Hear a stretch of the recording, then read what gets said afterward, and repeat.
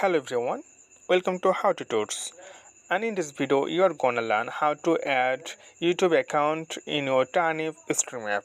Okay, so if you add your any account on Turnip app, then you can easily stream that account in later setup. Okay, so now let's begin the tutorial. Here you can see Turnip app, so click on your Turnip app and then click here. You can see stream now,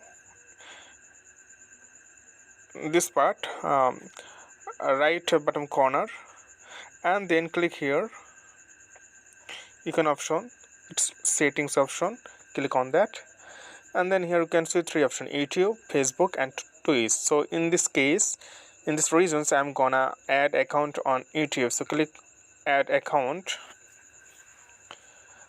and then they will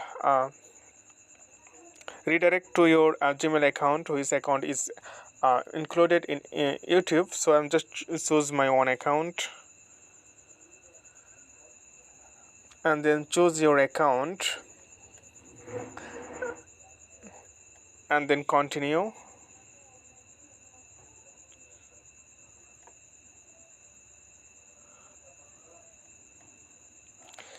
And after that, here you can see my YouTube account already added.